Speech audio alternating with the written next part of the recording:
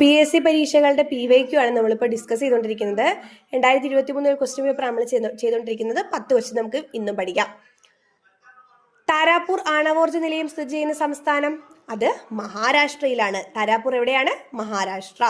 പാരമ്പര്യ ഊർജ്ജ സ്രോതസ്സിന് ഉദാഹരണം ഏത്? കൽക്കരിയാണ് ഇവിടെ ഉത്തരം. പാരമ്പര്യ ഊർജ്ജ സ്രോതസ്സുകൾ നമ്മൾ കണ്ടിന്യൂസ് ആയിട്ട് ഉപയോഗിക്കുമ്പോൾ അത് തീർന്നു പോകും.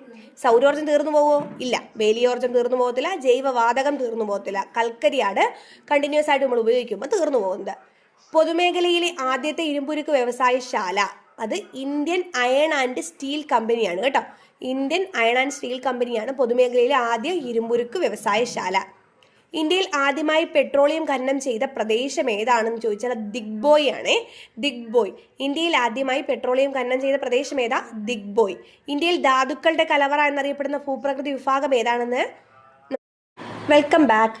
നമുക്ക് കുറച്ച് PSC ക്വസ്റ്റ്യൻസ് കൂടെ ഒന്ന് നോക്കാം. PYQ ഏറ്റവും അത്യാവശ്യമുള്ള കാര്യമാണ്. അത് മറക്കാതെ നമ്മൾ കണ്ടിന്യൂസ് ആയിട്ട് ഡെയിലി ഒരു 10 ക്വസ്റ്റ്യൻസ് എങ്കിലും പഠിച്ചു പോവുക. Okay, next question. 1950 ജനുവരി 24 ഭരണഘടനാ നിർമ്മാണ സഭ ജനഗണമനയുടെ ഏത് ഭാഷാ പതിപ്പിനാണ് അംഗീകാരം നൽകിയത്? ഏത് ഭാഷാ പതിപ്പിനാ? ഹിന്ദിക്കാണ് അംഗീകാരം നൽകിയത്. അപ്പോൾ ഇതിൽ നിന്ന് ഒരു ചോദ്യം കൂടെ ഉണ്ട്. 1950 ജനുവരി 24 എന്താ നടന്നത്? ഭരണഘടനാ നിർമ്മാണ സഭ ജനഗണമനയുടെ ഹിന്ദി പതിപ്പിന് അംഗീകാരം നൽകി. ഇന്ത്യയുടെ ദേശീയ ഗീതം ഏതാണ്? അത് വന്ദേ മാതരമാണ്.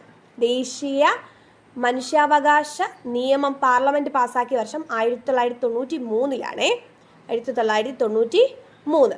താഴെ കൊടുത്തിരിക്കുന്നതിൽ വിവരാവകാശവുമായി ബന്ധപ്പെട്ട് ശരിയായ പ്രസ്താവന ഏത്? വിവരാവകാശ നിയമം നിലവിൽ വന്ന് 2005. അതുപോലെ തന്നെ മറ്റു കാര്യങ്ങളോടൊന്ന് പറയുമ്പോൾ welcome back to my YouTube channel. നമുക്ക് PSC മുൻ വർഷങ്ങളിൽ ചോദിച്ചിട്ടുള്ള കുറച്ച് ക്വസ്റ്റ്യൻസ് ഡിസ്കസ് ചെയ്യാം. ഓക്കെ, ഇന്ത്യൻ സ്വാതന്ത്ര്യ സമരകാലത്ത് ദേശീയ വിദ്യാഭ്യാസത്തിനും കലയുടെയും വളർച്ചയ്ക്ക് നിരവധി വിദ്യാലയങ്ങൾ സ്ഥാപിക്കപ്പെട്ടു. ഈ പ്രസ്താവനയുമായി യോജിക്കാത്തവ കണ്ടെത്തുക. അപ്പോൾ ഒന്ന് വായിച്ചു നോക്കാം. 1916 DK കാർവേ ഇന്ത്യയിലെ ആദ്യത്തെ വനിതാ സർവകലാശാല സ്ഥാപിച്ചു. യോജിക്കാത്തവ കണ്ടെത്താനാണ്.